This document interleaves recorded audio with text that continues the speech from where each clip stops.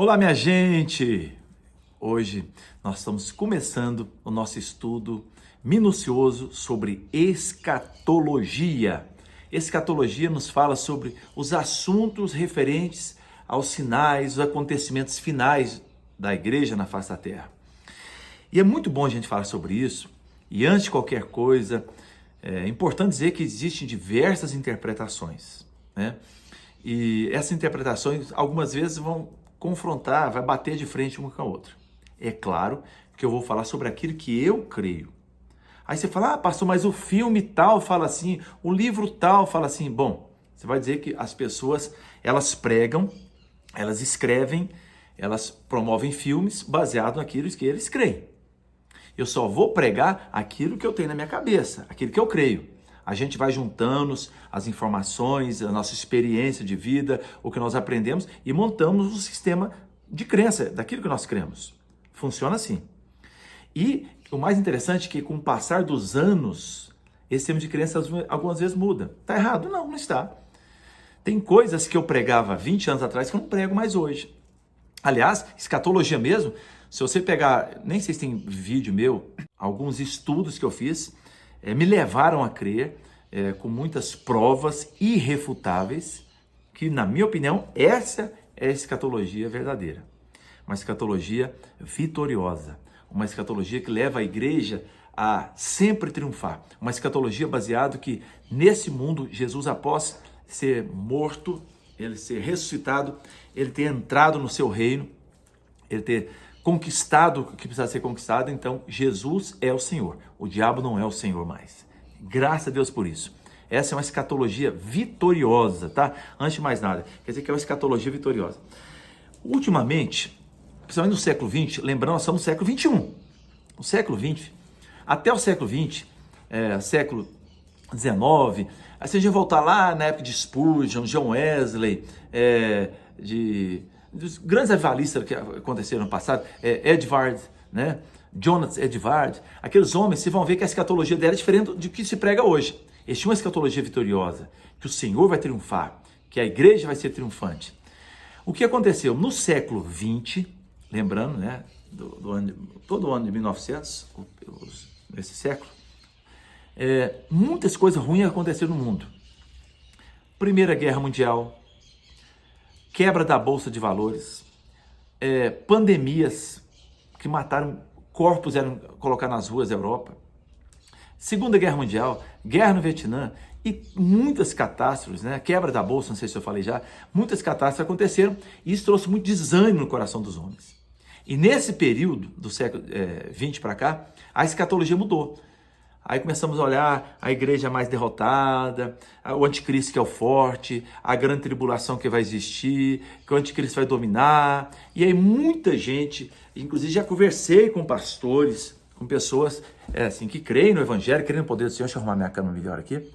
Que creem no nome do Senhor, são pessoas abençoadas, e muitas vezes a gente estava lutando, a gente tem que fazer alguma coisa, não pode deixar o diabo conquistar dessa forma, dominar a arte, dominar tudo, a gente precisa colocar crentes lá no congresso para trabalhar em leis, e muitos pastores falaram comigo, não adianta não, larga disso, o anticristo vai dominar mesmo, a Bíblia diz, sabe, a Bíblia diz, então você não vai ser contra a Bíblia. Então deixa eu dizer uma coisa, a Bíblia diz, mas não diz o que eles estão falando, não diz dentro dessa interpretação.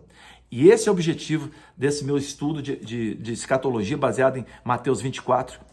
Aí você fala, pastor, mas só Mateus 24? Não, não tem como. Você vai ter que fazer uma pincelada aqui em Apocalipse, uma pincelada lá em Tessalonicenses, uma pincelada lá no livro de Atos, você vai ter que fazer uma pincelada no livro de Daniel, não tem jeito. Mas eu vou basear o meu estudo no livro de Mateus capítulo 24.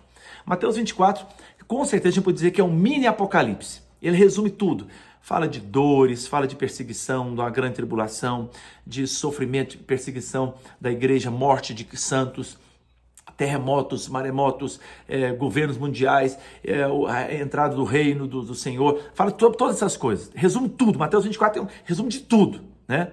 Por isso que é o mini Apocalipse. Então nós resolvemos pegar ele e vamos estudar. Eu tenho certeza que vai ser algo grandioso, maravilhoso para todos nós. Antes de mais nada, eu creio, desde o início, numa igreja triunfante. Eu creio numa escatologia que é triunfante. A igreja vai sempre triunfar. Jesus não vai vir buscar uma noiva de luto. Jesus vai buscar uma noiva gloriosa, ataviada, linda, preparada, charmosa. Essa igreja Jesus vai buscar. E essa igreja é que eu creio. E mais do que nunca, a despeito de muita gente falar, não vai existir mais fé, porque agora o anticristo, bababá, e fica um discurso derrotista horrível. Não dá para crer nesse discurso. E nós vamos provar isso na Bíblia. Não adianta apenas eu falar, creia nessa igreja. Ótimo, talvez alguns até vão crer, mas eu quero mostrar, provar pela história, vão estar muitos dados da história, um respaldo bíblico, ou fatos bíblicos, um respaldo da história, para que você possa ter um entendimento, a compreensão daquilo que iremos falar. Beleza? Dada essa introdução, passando esse panorama, por que as pessoas começaram a crer? O livro Deixados para Trás, o filme, né? Tantos livros de escatologia, sempre, tantas coisas que o pessoal fala, meu Deus do céu. Só dar um adendozinho aqui para você, só para você falar. Por exemplo, todo mundo fala músicas. 2 estarão no campo a trabalhar, um será na tomada e deixado o outro. 2 estarão... Aí o pessoal fala em livros e filmes, o piloto do avião é tomado porque ele era crente, o resto fica lá. O bebezinho será tomado lá porque o menino era crente, a mãe não era. Já começa por aí, isso aí tá tudo errado. A pergunta é, da onde que as pessoas, me dá um respaldo bíblico só, que as pessoas falam que os crentes serão tomados? A Bíblia diz, um será tomado e o outro deixado. Mas não diz qual será tomado, o crente ou não crente? As pessoas entenderam que o crente será tomado. Não, não é. Começa por aí. Qual o respaldo que as pessoas têm? Qual é o meu respaldo para passar ao contrário? Primeiro, a Bíblia fala do trigo e do joio no mesmo campo, plantado. E a Bíblia diz no dia do juízo, o joio será arrancado. O joio, o trigo fica na terra. Se arranca o joio. É esse o contexto bíblico do Novo Testamento. Então, a gente começa a pensar por aí, né? Sem contar, que eu vou falar mais na frente, que eu creio, existem textos, tanto Provérbios, de Salmo, vários textos que nos mostram que os justos herdarão a terra e nela habitarão. Acredito eu que há uma luz para aí que toda essa terra maravilhosa que Deus tem, com os ipês amarelos, com as cachoeiras lindas, com os pássaros cantando, com o sorriso de uma criança, os frutos das árvores as mais belas possíveis, os mais saborosos dessa vida. Olha o lado bom da vida, é maravilhoso, que Deus fez para a gente usufruir, né? Deus formou tudo isso, foi Deus quem fez a terra, Deus que fez o mar, Deus que fez os rios, Deus fez a cachoeira, Deus fez a polinização das flores, a borboleta, que coisa linda, né? Então, Deus não fez isso para desperdiçar. Então, creio eu que já começa por aí. Quem será tirado será o ímpio. O justo vai ficar. Tá entendendo? A escatologia, tudo é invertido. Da onde as pessoas tiram isso? Que o santo será tirado? Não.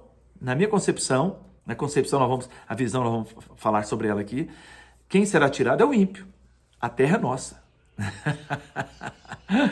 Começou a pensar aí? Então vai ser por aí para frente. Vai se preparando. Então vamos lá. Eu vou começar a ler Mateus capítulo 24. Estou com a minha Bíblia aqui já toda marcadinha, né? E vamos dar introdução nesse primeiro episódio de estudo nosso de escatologia, a escatologia vitoriosa, a escatologia que a igreja será sempre triunfante, a igreja sempre será relevante na face da terra. Então vamos lá, diz assim: Jesus saiu do templo e enquanto caminhava, seus discípulos aproximaram-se dele para lhe mostrar as construções do templo. Então, primeira coisa, meu querido, precisa pensar o seguinte: aonde Jesus estava, qual era o assunto dele, o que estava chamando a atenção, qual era, para entender o capítulo 24, precisa entender aonde eles estavam, o que estavam conversando e qual era o foco deles.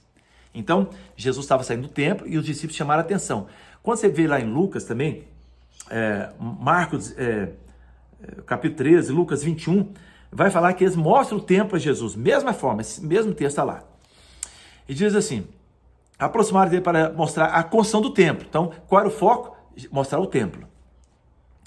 Vocês estão vendo tudo isso? Perguntou ele, Jesus. Eu garanto que não ficará aqui pedra sobre pedra, serão todas derrubadas. Tendo Jesus se assentado ao Monte das Oliveiras, eu depois vou até postar uma foto aqui.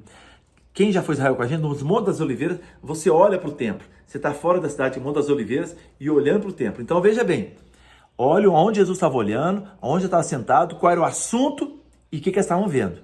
Ok? Para você entender, senão vai falar bobagem.